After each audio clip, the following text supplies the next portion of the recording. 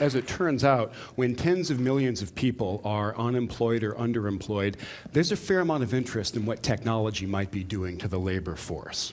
And as I look at the conversation, it strikes me that it's focused on exactly the right topic, and at the same time, it's missing the point entirely. The topic that it's focused on, the question is whether or not all these digital technologies are affecting people's ability to earn a living. Or to say it a little bit different way, are the droids taking our jobs? And there's some evidence that they are. The Great Recession ended when American GDP resumed its kind of slow, steady march upward. And some other economic indicators also started to rebound, and they got kind of healthy kind of quickly. Corporate profits are quite high. In fact, if you include bank profits, they're higher than they've ever been. And business investment in gear, in equipment, and hardware and software is at an all-time high. So the businesses are getting out their checkbooks. What they're not really doing is hiring. So this red line is the employment to population ratio. In other words, the percentage of working age people in America who have work. And we see that it cratered during the Great Recession, and it hasn't started to bounce back at all.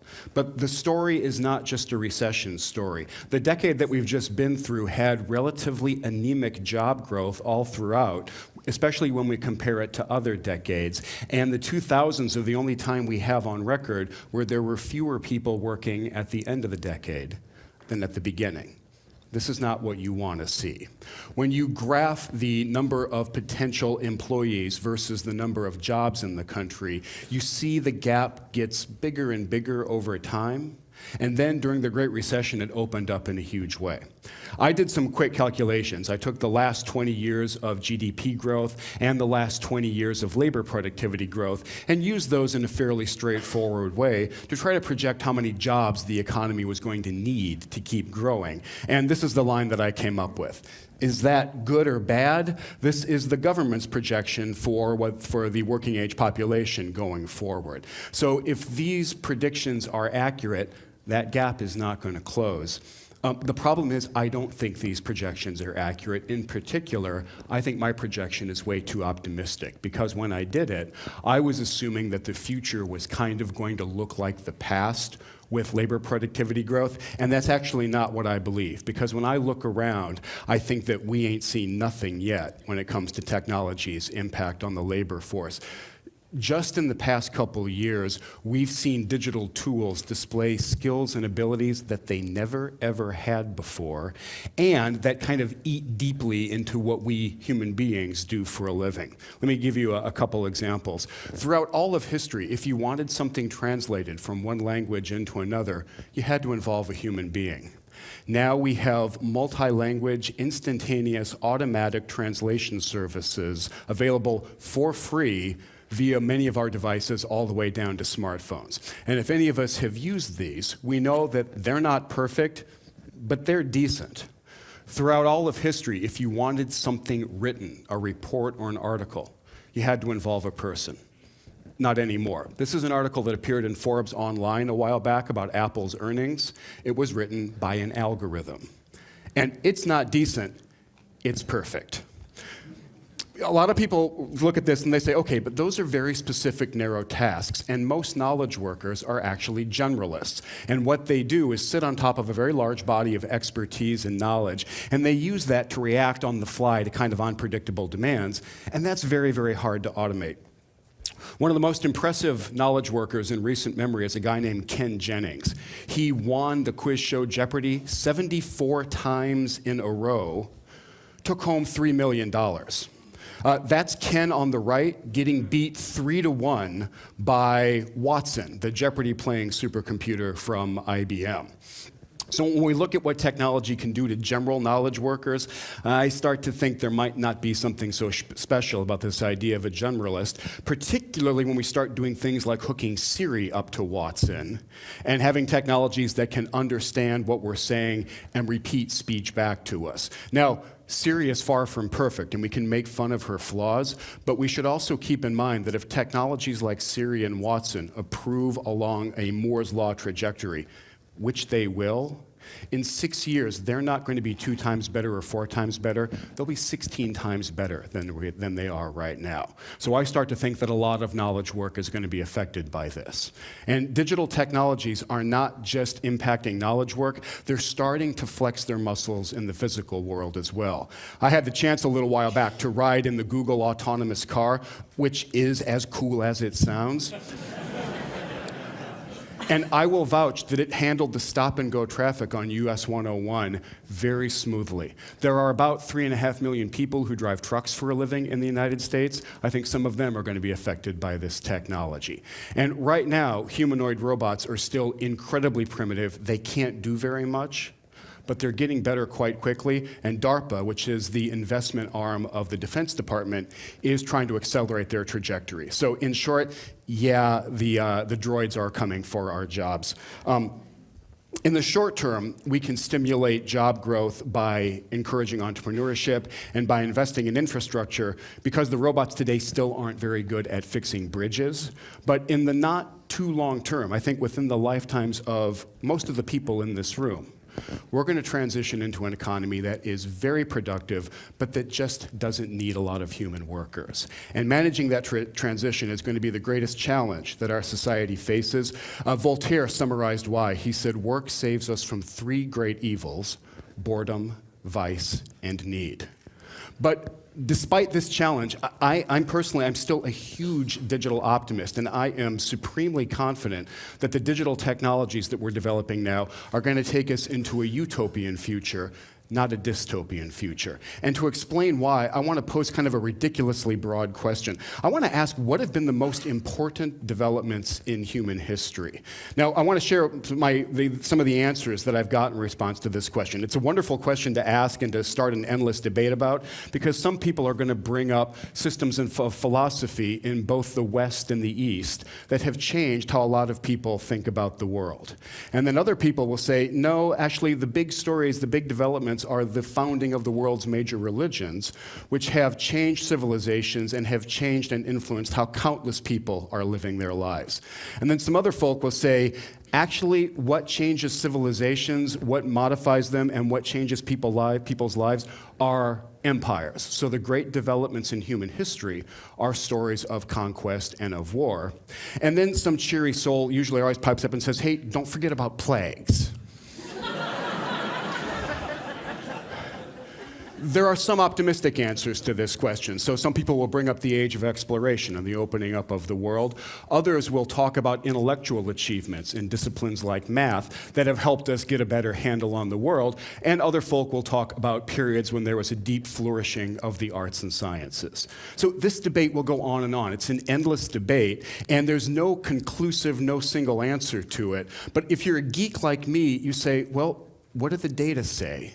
And you start to do things like graph and things that we might be interested in, the total worldwide population, for example, or some measure of social development or the state of advancement of a society. And you start to plot the data, because by this approach, the big stories, the big developments in human history are the ones that will bend these curves a lot.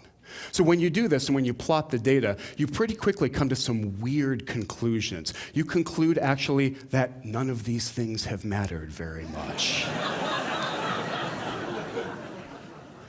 They haven't done a darn thing to the curves. There has been one story, one development in human history that bent the curve, bent it just about 90 degrees, and it is a technology story. The steam engine and the other associated technologies of the Industrial Revolution changed the world and influenced human history so much that, in the words of the historian Ian Morris, they made mockery out of all that had come before. And they did this by infinitely multiplying the power of our muscles, overcoming the limitations of our muscles. Now, what we're in the middle of now is overcoming the limitations of our individual brains and infinitely multiplying our mental power. How can this not be as big a deal as overcoming the limitations of our muscles. So at the risk of repeating myself a little bit, when I look at what's going on with digital technology these days, we are not anywhere near through with this journey. And when I look at what is happening to our economies and our societies, my single conclusion is that we ain't seen nothing yet. The best days are really ahead. Let me give you a couple of examples. Economies don't run on energy. They don't run on capital. They don't run on labor. Economies run on ideas. So the work of innovation, the work of coming up with new ideas, is some of the most powerful, some of the most fundamental work that we can do in an economy. And this is kind of how we used to do innovation. We'd find a bunch of fairly similar looking people. We'd take them out of elite institutions, we'd put them into other elite institutions, and we'd wait for the innovation. Now, as a white guy who spent his whole career at MIT and Harvard, I got no problem with this. But some other people do, and they've kind of crashed the party and loosened up the dress code of innovation. So here are the winners of a top quarter programming challenge, and I assure you that nobody cares where these kids grew up, where they went to school, or what they look like. All anyone cares about is the quality of the work, the quality of the ideas. And over again, we see this happening in the technology-facilitated world. The work of innovation is becoming more open, more inclusive, more transparent, and more merit-based. And that's going to continue no matter what MIT and Harvard think of it, and I couldn't be happier about that development. I hear once in a while, okay, I'll grant you that, but technology is still a tool for the rich world. And what's not happening, these digital tools are not improving the lives of people at the bottom of the pyramid. And I want to say to that very clearly, nonsense. The bottom of the pyramid is benefiting hugely from technology. The economist Robert Jensen did this wonderful study a while back where he watched in great detail what happened to the fishing villages of Kerala, India, when they got mobile phones for the very first time. And when you write for the Quarterly Journal of Economics, you have to use very dry and very circumspect language. But when I read his paper, I kind of feel Jensen is trying to scream at us and say, look, this was a big deal. Prices stabilized so people could plan their economic lives. Waste was not reduced, it was eliminated, and the lives of both the buyers and the sellers in these villages measurably improved. Now, what I don't think is that Jensen got extremely lucky and happened to land in the one set of villages where technology made things better. What happened instead is he very carefully documented what happens over and over again when technology comes for the first time to an environment and a community. The lives of people, the welfares of people improve dramatically. So as I look around at all the evidence and I think about the room that we have ahead of us, I become a huge digital optimist, and I start to think that this wonderful statement from the physicist Freeman Dyson is actually not hyperbole. This is an accurate assessment of what's going on. Our technologies are great gifts. And we, right now, have the great good fortune to be living at a time when digital technology is flourishing, when it is broadening and deepening and becoming more profound all around the world. So, yeah, the droids are taking our jobs, but focusing on that fact misses the point entirely. The point is that then we are freed up to do other things.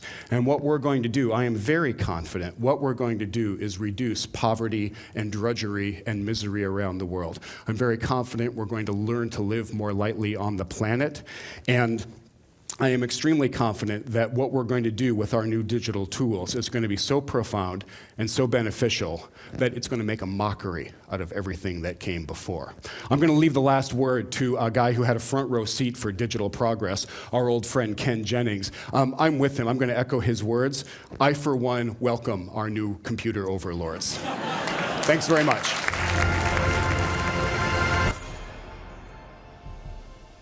Writer George Eliot cautioned us that among all forms of mistake, prophecy is the most gratuitous. The person that we would all acknowledge as her 20th century counterpart, Yogi Berra, agreed. He said, it's tough to make predictions, especially about the future. I'm going to ignore their cautions and make one very specific forecast. In the world that we are creating very quickly, we're going to see more and more things that look like science fiction and fewer things that look like jobs. Our cars are very quickly going to start driving themselves, which means we're going to need fewer truck drivers. We're going to hook Siri up to Watson and use that to automate a lot of the work that's currently done by customer service reps and troubleshooters and diagnosers. And we're already taking R2-D2, painting him orange, and putting him to work carrying shelves around warehouses, which means we need a lot fewer people to be walking up and down those aisles. Now, for about 200 years, people have been saying exactly what I'm telling you, that the age of technological unemployment is at hand, starting with the Luddites smashing looms in Britain just about 2 centuries ago. And they have been wrong. Our economies in the developed world have coasted along on something pretty close to full employment, which brings up a critical question: why is this time different, if it really is? The reason it's different is that just in the past few years, our machines have started demonstrating skills they have never, ever had before. Understanding, speaking, hearing, seeing, answering, writing, and they're still acquiring new skills. For example, mobile humanoid robots are still incredibly primitive, but the research arm of the Defense Department just launched a competition to have them do things like this. And if the track record is any guide, this competition is going to be successful. So when I look around, I think the day is not too far off at all when we're going to have androids doing a lot of the work that we are doing right now. And we're creating a world where there is going to be more and more technology and fewer jobs. It's a world that Eric Brynjolfsson and I are calling the new machine age. The thing to keep in mind is that this is absolutely great news. This is the best economic news on the planet these days. Not that there's a lot of competition, right? This is the best economic news we have these days for 2 main reasons. The first is technological progress is what allows us to continue this amazing recent run that we're on, where output goes up over time, while at the same time prices go down and volume and quality just continue to explode.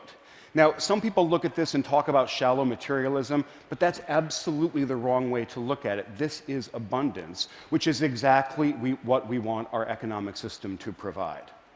The second reason that the new machine age is such great news is that once the androids start doing jobs, we don't have to do them anymore, and we get freed up from drudgery and toil. Now, when I talk about this with my friends in Cambridge and Silicon Valley, they say, fantastic, no more drudgery, no more toil. This gives us the chance to imagine an entirely different kind of society, a society where the creators and the discoverers and the performers and the innovators come together with their patrons and their financiers to talk about issues, entertain, enlighten, provoke each other. It's a society, really, that looks a lot like the TED conference. And there's actually a huge amount of truth here. We are seeing an amazing flourishing taking place in a world where it is just about as easy to generate an object as it is to print a document. We have amazing new possibilities. The people who used to be craftsmen and hobbyists are now makers, and they're responsible for massive amounts of innovation. And artists who were formerly constrained can now do things that were never, ever possible for them before. So this is a time of great flourishing. And the more I look around, the more convinced I become that this quote from the physicist Freeman Dyson is not hyperbole at all. This is just a plain statement of the facts. We are in the middle of an astonishing period. Which brings up another great question. What could possibly go wrong in this new machine? Right? Well, great. Hang up. Flourish, go home. We're going to face 2 really thorny sets of challenges as we head deeper into the future that we're creating. The first are economic, and they're really nicely summarized in an apocryphal story about a back and forth between Henry Ford II and Walter Reuther, who was the head of the Auto Workers Union. They were touring one of the new modern factories, and Ford playfully turns to Reuther and says, "Hey, Walter, how are you going to get these robots to pay union dues?" And Reuther shoots back, "Hey, Henry, how are you going to get them to buy cars?" Reuther's problem in that anecdote is that it is tough to offer your labor to an economy that's full of machines. And we see this very clearly in the statistics. If you look over the past couple decades at the returns to capital, in other words, corporate profits, we see them going up And we see that they're now at an all-time high. If we look at the returns to labor, in other words, total wages paid out in the economy, we see them at an all-time low and heading very quickly in the opposite direction. So this is clearly bad news for Reuther. It looks like it might be great news for Ford, but it's actually not. If you want to sell huge volumes of somewhat expensive goods to people, you really want a large, stable, prosperous middle class. We have had one of those in America for just about the entire post-war period, but the middle class is clearly under huge threat right now. We all know a lot of the statistics, but just to repeat one of them, median income in America has actually gone down over the past 15 years. And we're in danger of getting trapped in some vicious cycle where inequality and polarization continue to go up over time.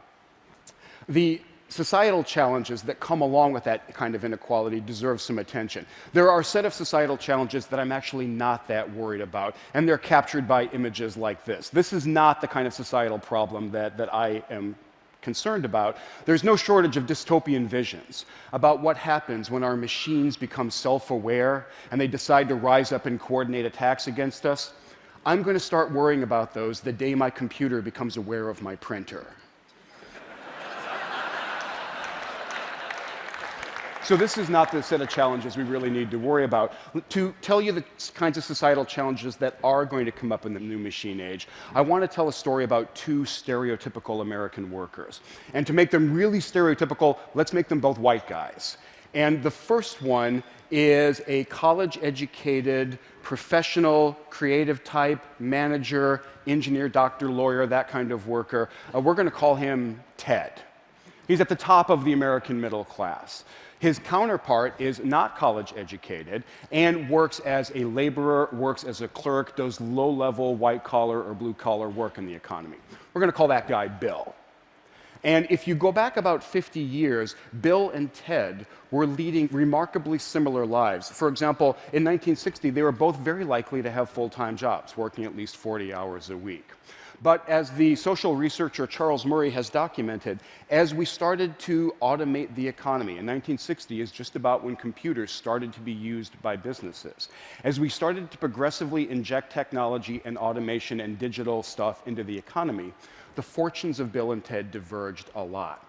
Over this time frame, Ted has continued to hold a full-time job. Bill hasn't. In many cases, Bill has left the economy entirely, and Ted very rarely has. Over time, Ted's marriage has stayed quite happy, Bill's hasn't. And Ted's kids have grown up in a two-parent home, while Bill's absolutely have not over time. Other ways that Bill is dropping out of society, he's decreased his voting in presidential elections, and he started to go to prison a lot more often. So I cannot tell a happy story about these social trends, and they don't show any signs of reversing themselves. They're also true no matter which ethnic group or demographic group we look at, and they're actually getting so severe that they're in danger of overwhelming even the amazing progress we made with the civil rights movement. And what my friends in Silicon Valley and Cambridge are overlooking is that they're Ted. They're living these amazingly busy, productive lives, and they've got all the benefits to show from that, while Bill is leading a very different life. They're actually both proof of how right Voltaire was when he talked about the benefits of work and the fact that it saves us from not one, but three great evils. So, with these challenges, what do we do about them? The economic playbook is surprisingly clear, surprisingly straightforward. In the short term especially, the robots are not going to take all of our jobs in the next year or two, so the classic Econ 101 playbook is going to work just fine. Encourage entrepreneurship, double down on infrastructure, and make sure we're turning out people from our educational system with the appropriate skills. But over the longer term, if we are moving into an economy that's heavy on technology and light on labor, and we are, then we have to consider some more radical interventions. For example, something like a guaranteed minimum income. Now, that's probably making some folk in this room uncomfortable because that idea is associated with the extreme left wing and with fairly radical schemes for redistributing wealth. I did a little bit of research on this notion, and it might calm some folk down to know that the idea of a net guaranteed minimum income has been championed by those frothing at the mouth socialists, Frederick Hayek, Richard Nixon, and Milton Friedman. And if you find yourself worried that something like a guaranteed income is going to stifle our drive to succeed and make us kind of complacent, you might be interested to know that social mobility, one of the things we really pride ourselves on in the United States, is now lower than it is in the Northern European countries that have these very generous social safety nets. So the economic playbook is actually pretty straightforward. The societal one is a lot more challenging. I don't know what the playbook is for getting Bill to engage and stay engaged throughout life. I do know that education is a huge part of it. I witnessed this firsthand. I was a Montessori kid for the first few years of my education. And what that education taught me is that the world is an interesting place, and my job is to go explore it. The school stopped in 3rd grade, so then I entered the public school system, and it felt like I had been sent to the gulag. With the benefit of hindsight, I now know the job was to prepare me for life as a clerk or a laborer, but at the time, it felt like the job was to kind of bore me into some submission with what was going on around me. We have to do better than this. We cannot keep turning out bills. So we see some green shoots that things are getting better. We see technology deeply impacting education and engaging people, from our youngest learners up to our oldest ones. We see very prominent business voices telling us we need to rethink some of the things that we've been holding dear for a while. And we see very serious and sustained and data-driven efforts to understand how to intervene in some of the most troubled communities that we have. So the green shoots are out there. I don't want to pretend for a minute that what we have is going to be enough. We're facing very tough challenges. To give just one example, there are about 5 million Americans who have been unemployed for at least 6 months. We're not going to fix things for them by sending them back to Montessori. And my biggest worry is that we're creating a world where we're going to have glittering technologies embedded in kind of a shabby society and supported by an economy that generates inequality instead of opportunity. But I actually don't think that's what we're going to do. I think we're going to do something a lot better for one very straightforward reason. The facts are getting out there. The realities of this new machine age and the change in the economy are becoming more widely known. If we wanted to accelerate that process, we could do things like have our best economists and policymakers play Jeopardy against Watson. We could send Congress on an autonomous car road trip. And if we do enough of these kinds of things, the awareness is going to sink in that things are going to be different, and then we're off to the races. Because I don't believe for a second that we have forgotten how to solve tough challenges, or that we have become too apathetic or hard-hearted to even try. I started my talk with quotes from wordsmiths who were separated by an ocean and a century. Let me end it with words from politicians who are similarly distant. Winston Churchill came to my home of MIT in 1949, and he said, if we are to bring the broad masses of the people in every land to the table of abundance, it can only be by the tireless improvement of all of our means of technical production. Abraham Lincoln realized there was one other ingredient. He said, I am a firm believer in the people.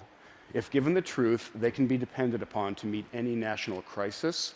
The great point is to give them the plain facts. So the optimistic note, great point that I want to leave you with is that the plain facts of the machine age are becoming clear, and I have every confidence that we're going to use them to chart a good course into the challenging, abundant economy that we're creating.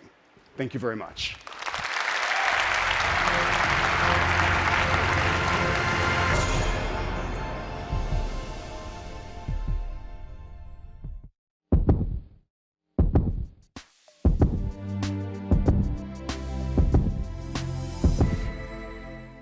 I want to start us off by talking about the importance of technological progress. And to do that, I want to show some evidence. You know how songwriters say once in a while, I wish I'd written that song?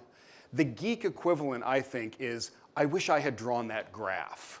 I want to show you a graph that I wish I had drawn. And it's data that comes from here in the UK. And it goes back just about 1,000 years. And it's a graph about how well the British worker was doing. So let me explain here. What we've got is how many workers, how many people there were in Britain on the horizontal axis, and then how well they were doing, what their real wage was like on the vertical axis. And what you notice there is that for hundreds of years, we were doing really poorly. In fact, the only way people got wealthier is if there were fewer people. There was a fixed amount of stuff to go around, and the only way we got richer is if there were fewer of us around. And the instant population increased, we all became poorer as a result. We were honestly, this country was trapped in a Malthusian hell for hundreds of years. In the 1600s, for reasons that nobody understands, things got a little bit better, and then it looked like we were being trapped in a somewhat more pleasant Malthusian hell.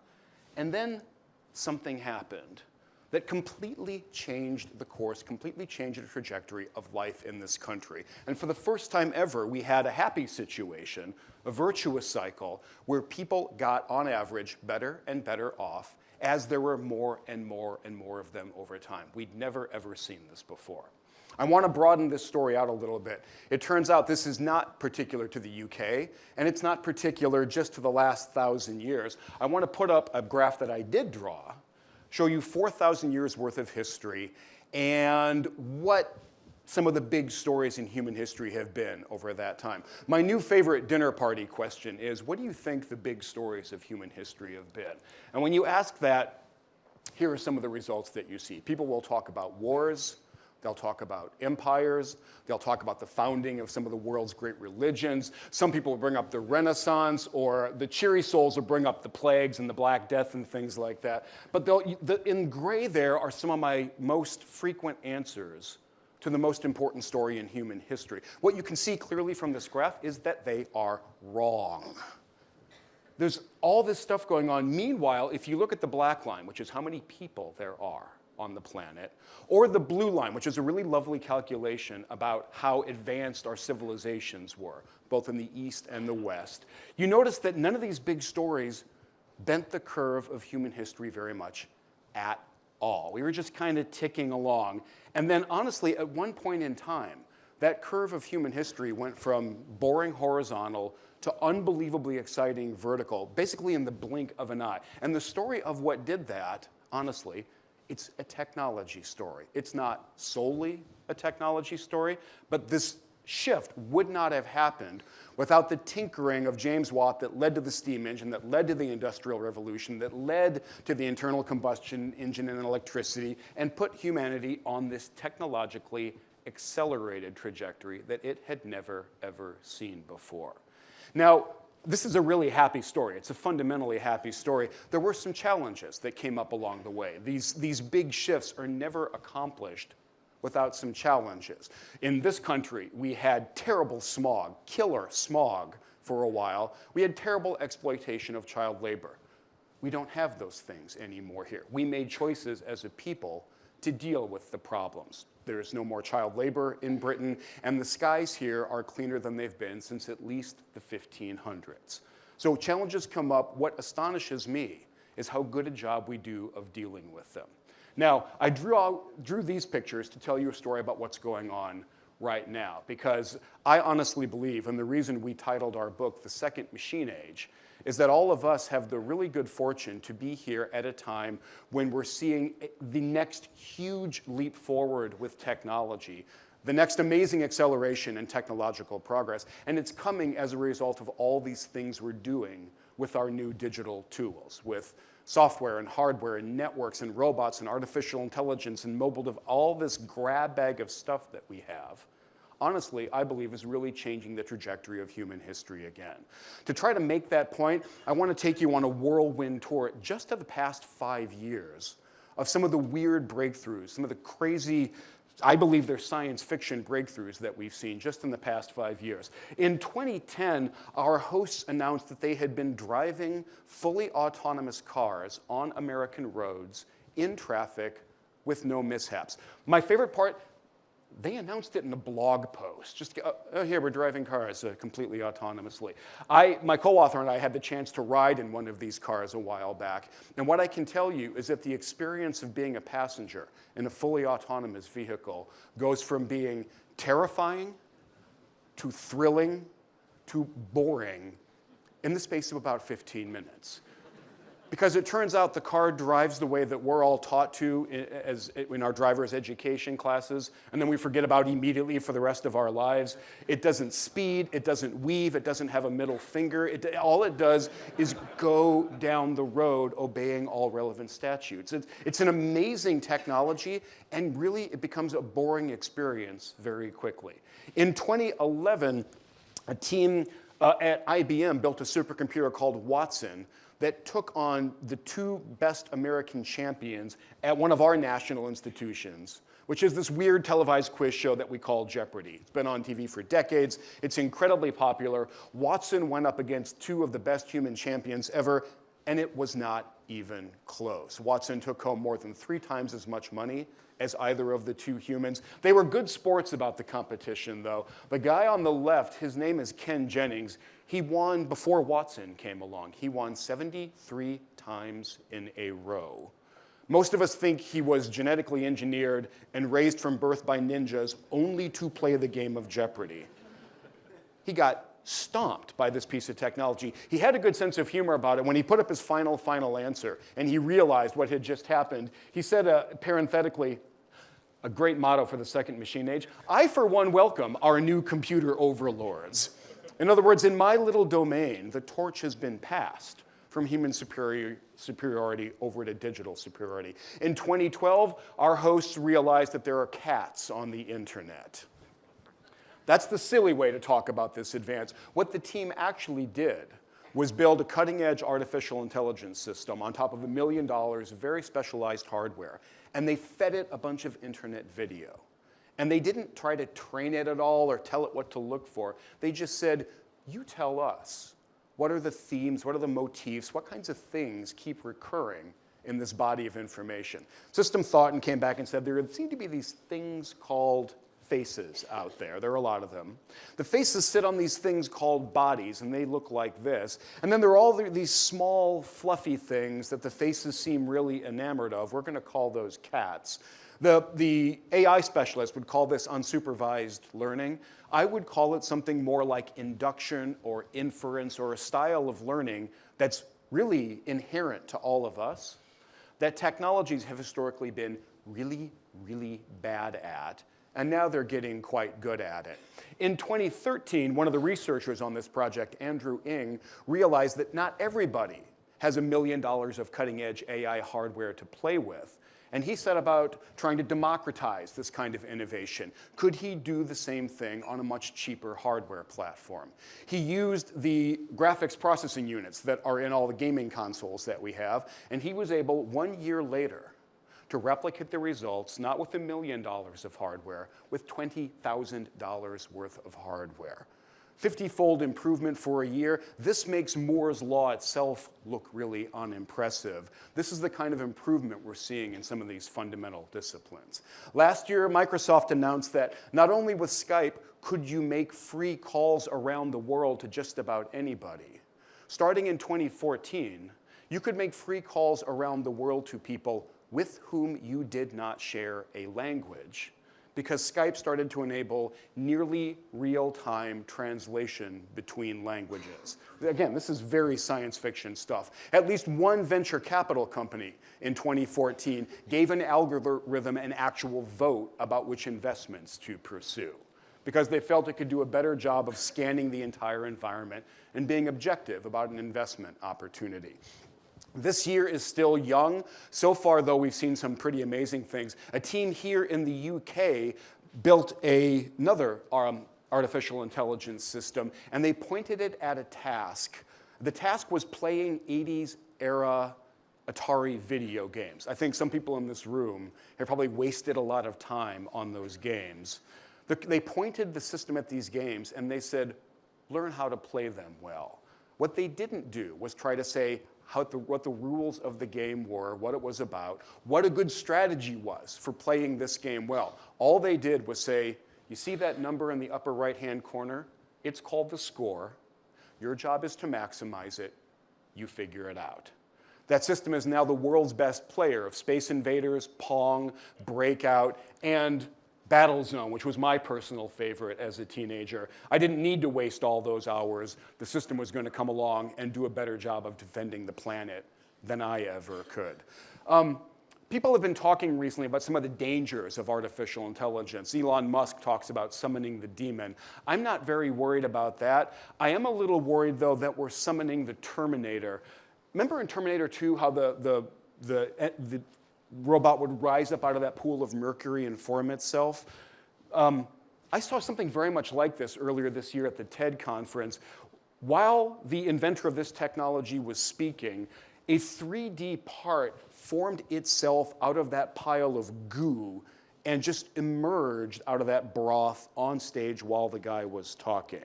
So the advances that we're seeing with digital technologies, they're not even combined to the digital world anymore. They're showing up in manufacturing. They're showing up in transportation. This is a revolution that's going to go all around the planet, and it's going to happen quite quickly.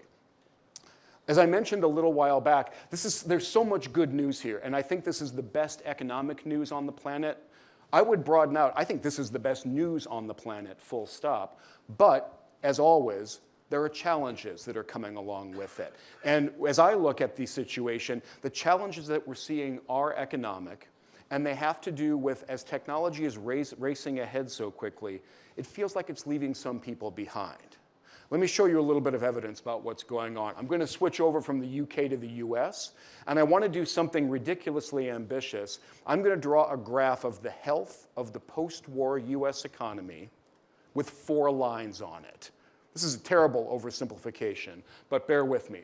4 lines to summarize the health of the US economy. What you need to know is up is better on this graph. And the other thing you need to know is for decades after the end of the war, we were doing better. All 4 of these things were getting better. They were getting better almost in lockstep. And this was what gave us the large, stable, prosperous middle class that we really enjoy these days. The 4 lines are the things that, you know how economists agree on absolutely nothing? Here you would get surprising agreement. If you asked a group of economists to give you these 4 lines, they would say, you got to do output. So here's GDP per capita. They'd say you have to do productivity. We're getting better at turning our inputs into outputs. Are we generating jobs? And are those jobs, on average, good jobs? Let's look at the average pay, the pay for that person in the 50th percentile. Look how good a job we were doing for decades after the end of the war on those 4 things. And what we've noticed more recently is a divergence, a decoupling in these things that we care so much about. 2 of them, the gray and the blue, have continued on a pretty healthy upward trajectory. We'd like more, but they're not on a terrible trajectory. Those are the 2 that have to do with output, either our GDP per capita or our productivity. Unfortunately, look at those other 2. Look at the green, which is that 50th percentile income. It's tapered off. It's actually heading slowly in the wrong direction over time. This is a challenge. Our job growth has stalled out as well. And I want to show you one other graph, again, covering the entire post-war history. Before I do that, though, I need to make one thing really, really clear to this group. I am not a communist. And I need to say that because I'm about to show a graph of capital versus labor. And when I do that, everyone expects me to have a Che t-shirt on and start chanting Marxist slogans. I'm not going to do that. But we can't ignore the fact that capital and labor are moving in some pretty different directions these days. So here's capital versus labor for the post-war period. The blue line there are the returns to capital, US corporate profits as a percent of the GDP. You notice that they're in a really healthy place these days after that little divot for the Great Recession. The red line is the total amount of GDP paid out in wages. And you notice that after doing a dance back and forth for decades with that red line, with the blue line, the red line has really started to drop off in a fairly sharp way just since the turn of the century. This is not just a US phenomenon. We're noticing this over and over. So I show these graphs to highlight that there are challenges coming up in the second machine age. The question is, what do we do about them? And you're hearing a lot of different ideas about what to do about them. I want to leave you with a principle for how to approach these challenges. It comes from a colleague of mine who studied the internet and studied the digital economy so well, and he makes a great observation. Larry Lessig says, look, with our policies, with the things we do, we have a choice. We can protect the past from the future, or we can protect the future from the past. If we believe the future is a better place, and I believe that to the core, if we believe the future is a better place, then our task is pretty simple. Let's protect the forces of the past, the people who like things the way they were, from the people who are trying to take us into the future. Our job is to protect the future. Thanks all very much. America celebrated its first Earth Day in 1970. It came about in part because of this image. It's called Earthrise, and it's known as the photo that inspired the environmental movement because it was such a vivid reminder that we live on a beautiful and delicate planet. It was taken during the Apollo 8 mission in 1968. The next year, we got a vivid reminder of a very different kind when downtown in a major American city, the river caught on fire.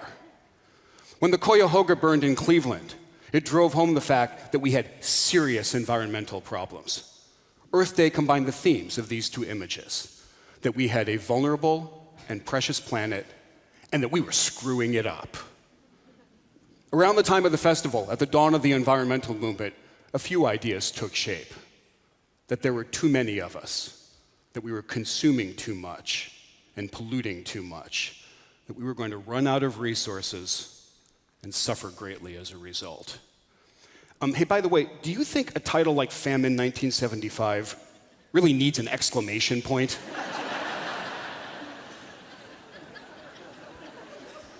A lot of these ideas are still with us today, and they shape how we think about our relationship with our planet. If you looked at the evidence, if you looked at the trends in 1970, you actually would have found a lot of support for these gloomy views. Our population was growing steadily, and our economy, the size of our total consumption, was growing even more quickly. We were getting wealthier, and we liked it. We liked our prosperity. We liked our comforts. We liked our stuff. We didn't show any signs of changing course. And to generate all this prosperity and all this stuff, we took more and more resources from the planet every year. More metal, more fertilizer, more minerals, more water, more energy, more and more steadily, year after year, of all the things that yielded our prosperity. We built an economy that did exactly what it was designed to do: grow, voraciously, relentlessly, and apparently at the expense of everything else. And in our mania for growth, we made some terrible mistakes. We let our rivers catch on fire. We blanketed our cities in smog. We killed all the passenger pigeons. We damn near killed all the buffalo, bear, wolves, and whales. Our mistakes kept coming and they kept compounding, and it felt like planetary death by 1,000 cuts. Earth Day was a plea for us to stop this insanity. Otherwise, we were going to flat run out. We were going to choke and starve ourselves and our planet to death. We had to walk away from this mania for growth and embrace a philosophy of degrowth. So, did we? Have we Americans turned our backs on prosperity and consumption and wholeheartedly embraced degrowth? No, we have not. To see this, let's keep looking at the trends. Since 1970, our population has continued to increase very steadily, and our economy, again, our total consumption, has continued to increase much more quickly. We keep making stuff, and buying stuff, and driving vehicles, and eating meals, and doing all the things that make up a modern economy. We have not embraced degrowth. We have continued to embrace growth. But something fundamental did change, something that really nobody was anticipating, and that even today, very, very few people are aware of. Even as we kept growing more and more year after year, eventually, we started taking less and less from the planet. Less metal, less fertilizer, fewer minerals, less water, fewer trees. I have some extraordinarily good news to report. In America, we are finally past peak paperwork.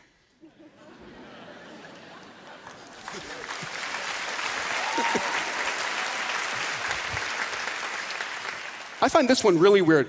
We're probably actually past peak energy. And look what's happened to pollution. It has not been this low for a century.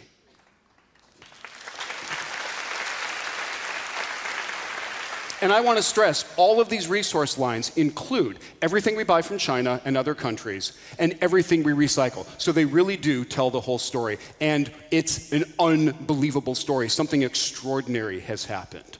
For the first time in human history, we have decoupled output growth from resource consumption.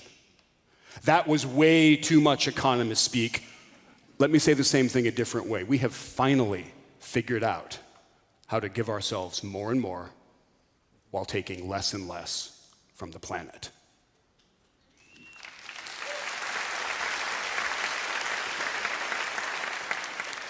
So how did we accomplish this? How did we pull off this unbelievable, unanticipated feat? To get an answer, we have to turn to the obvious source, a Radio Shack ad from 1991. I'm serious. This actually tells us something really important because all of these devices, 11 out of the 13 featured in this ad, have basically vanished into the modern smartphone.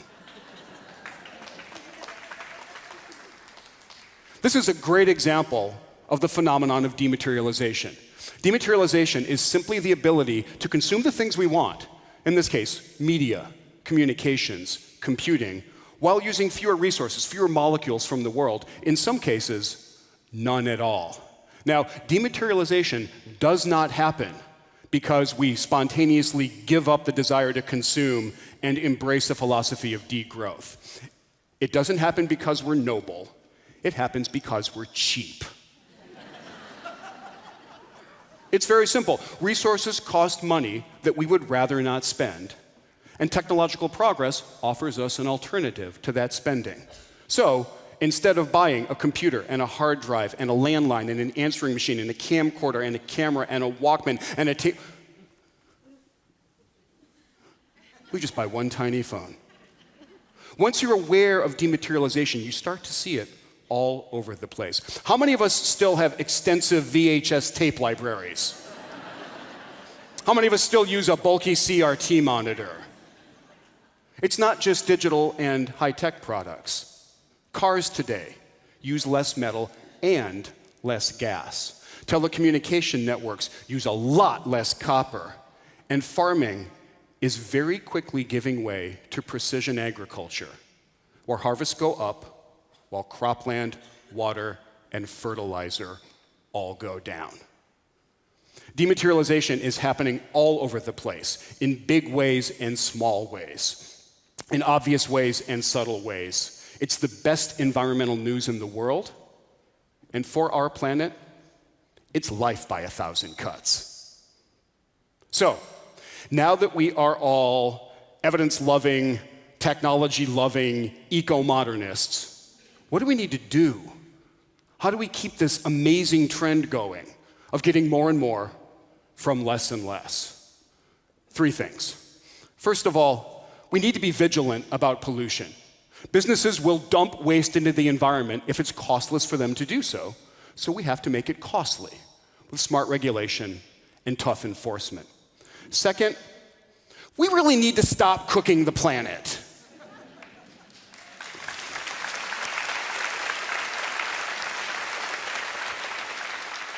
Greenhouse gases are an especially tough kind of pollution because they come from so many of our activities. Everything from generating electricity, to driving cars, to raising animals. So we need a wide range of solutions. The good news is we have them. We have amazing progress with renewables. We have super promising research with everything from batteries to geoengineering to lab-grown meat. We have the nuclear option, and we should use it. I like the way Bill Gates frames the issue. He says, we desperately need an energy miracle in the 21st century, and we might just get one. The third thing we have to do is the most controversial and the most counterintuitive. We have to help the rest of the world get rich.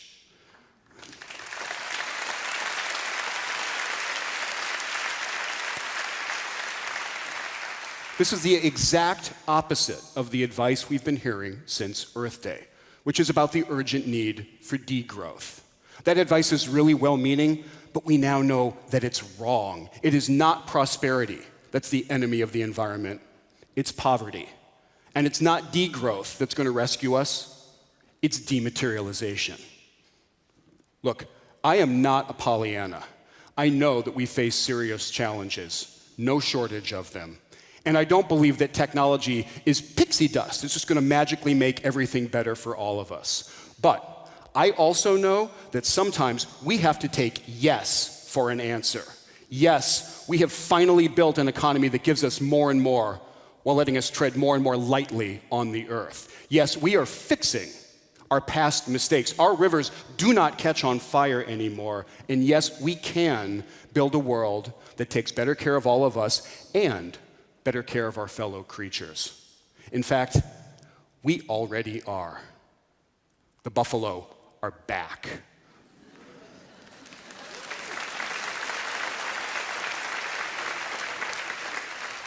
The wolves and the bear are coming back. I started this talk with Earthrise, which is now my second favorite environmental image of all time. I want to end with my absolute favorite, and I love it because it shows me what we have already been able to accomplish and what we're going to see more and more of in the future. It is a picture taken in 2014 of a humpback whale off the coast of New York City. Good for us. Thank you.